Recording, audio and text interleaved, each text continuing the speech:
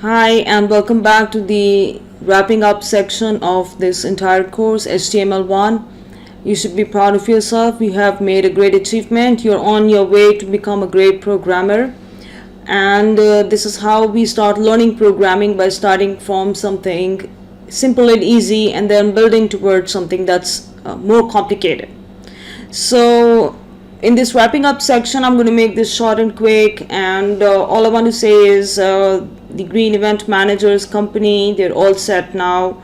The boss and both the boss and David are doing very well. Thanks to you, they were able to create a beautiful website that is basic, but it is functional, and it provides all the information in an organized manner, and it provides all the information to the clients as well as to the company employees as well.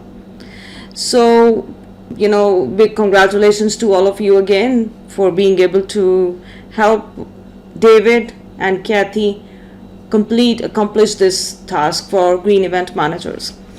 So in this wrapping up section, I would like to discuss what's next and what you're supposed to be doing.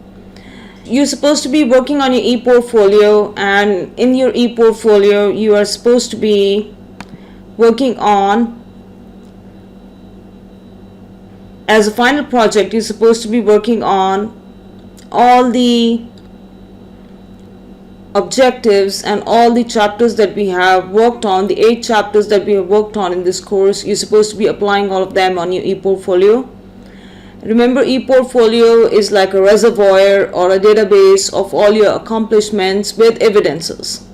So you not only write down what you have achieved so far in terms of, your credentials or your certificates or your experiences, but you also provide evidences using multimedia. You embed videos, you embed images, you embed audio, and many more things. Any kind of artifact that you've created, any kind of links that you can add to your website, to your e-portfolio, you're supposed to be embedding that in your website as an evidence that you have accomplished all of that. So remember, this is the difference between a paper resume, a paper CV, and an e-portfolio. And the whole idea behind an e-portfolio is to make you put your best foot forward and make you look very professional and up to date and current, as well as pave your way towards your future goals. So creating an e-portfolio is now hopefully much easier for you. Just create a simple web page, and in this web page I'm just giving you examples. I've talked about this before, but in my wrapping up section, I am just setting up my expectations for you as a student, as a learner. You should be able to create links or navigation that's with these headings: about me, my credentials, my projects, reflections, and professional development. And you should be able to, I will show you some examples once again to get you, help you brainstorm and get you started. I have the site here, and it's a very beautiful site. It's from the Auburn University. I showed it to you before as well. There are many examples here, and these are the showcased e-portfolios here. And this guy, he's an engineering guy, and notice that he has created an e-portfolio using Wix.com.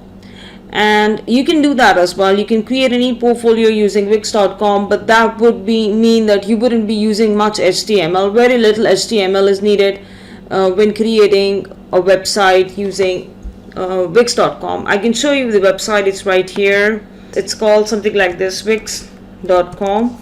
But now that you have an idea what HTML is, you will be able to understand what's going on. So if you look at templates here, I can just select a portfolio here. Resumes and CVs is much better. And you can quickly create a website that's all about you. Okay, you can get started. But before you get started, this is just a place where you explore. You need to sign in. Once you sign in, you can see a lot of templates, and then you can customize those templates. If you look at some of the templates here, I've been asking my students to use some of these. Many of them chose simple looking websites. For example, which one was the most popular with my students. I teach at college. I've highly recommended this website to a lot of students. This one was very popular. And the best thing about these Wix.com site is that it's a responsive site, okay, which means that you can display it on a desktop view and you can have a mobile view at the same time. It would display very nicely on the mobile. Okay, now I'm not trying to do any kind of marketing for Wix.com here. All I'm trying to say is that you can publish and you can have a nice website, a nice e-portfolio. Having known the basics of HTML, there are some instances where when you click edit and create this website, there are instances where you might need to do some HTML coding. There are instances, but since you know the fundamentals of HTML, you should be able to complete the coding requirements of this website, which is minimum, but it's there. And when you rearrange material, you should be able to understand how things are organized and why things are organized like that. Okay, remember, HTML is all about, this is an HTML website. Wix.com creates your website using HTML code and HTML5. HTML5 makes your website more responsive to devices. And it also uses CSS, which would be our next topic in the next course. Up next, we have fundamentals of CSS. And in that course, you will learn how easy it is to manipulate a website. And the best thing about CSS is that you don't have to do a lot of coding. Okay, we're going to learn about that with the aid of classes or lines of text that's already been created for you. You just have to access them, you just have to call them using CSS code.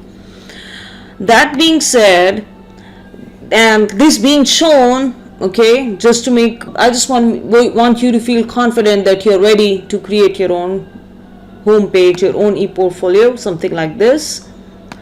Okay, and he writes about himself in the about page. You can definitely create something like this using H1 heading. You can embed an image using the image tag, and using the image tag and the attributes within the image, you can align your image to any side of the page, any part of the page.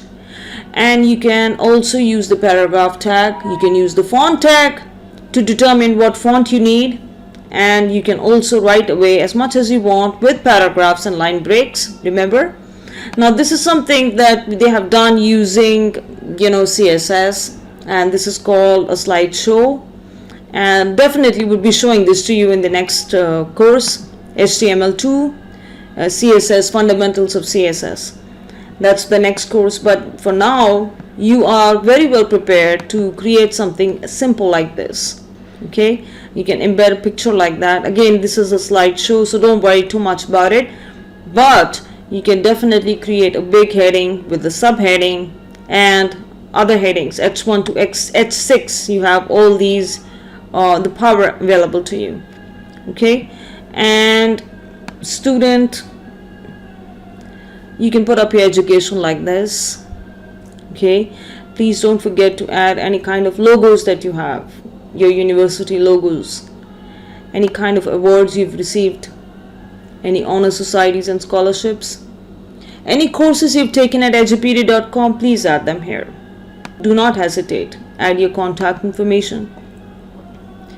Okay, now this is a form that has been created using CSS, and I'll be talking about that in the next course. But you can definitely create a table, and you can definitely use attributes of text boxes, text areas. You can use different attributes available to you so that you can let the learner input some text and a submit button. That's possible. But this is easily created using Wix.com. So things that you don't know yet, you can suffice them or fulfill them by using the Wix.com templates. And notice they're free. Some of them charge you, but why would you go for something that would charge you at this stage? But just try to sign up for something that's free, and you can publish it for free. But the thing is, if you have a free site, you would definitely have a web address that has Wix.com like this. But if you want to create your own web page with your own name, then you would have to buy that domain. And there are domain selling sites available that sell domain names. You have to buy your own domain, that domain name, the address to Wix.com, apply it to your website. But that's an additional charge. So he's added a curriculum vitae CV as well. Notice the site is, one of the latest sites that they have. As I said, they showcase the best sites up here. And the many other examples, most of them, okay, this was not created using, okay, this might have been, you never know, created using Wix.com. But the thing is, this guy has his own domain, W.R. Hart, Will Hart, that was his name. Okay, you can explore and take a look at all of these options available to you, all of these layouts, and try to design your own website. But let me tell you, since you are at the HTML beginner level, you can get inspired by sites like these, but you will have to be patient with yourself and try to create a simple website at this stage that has all your information. Like, you should be able to integrate links easily, you should be able to add references, should be able to add tables if necessary, you should be able to use nested code, you should be able to use marquee, and all of the areas, all of the objectives that we covered together. Okay, with this I end this course. Thank you very much for being a part of this journey, and so hope to see you soon in HTML2 Fundamentals of CSS. Take care and goodbye.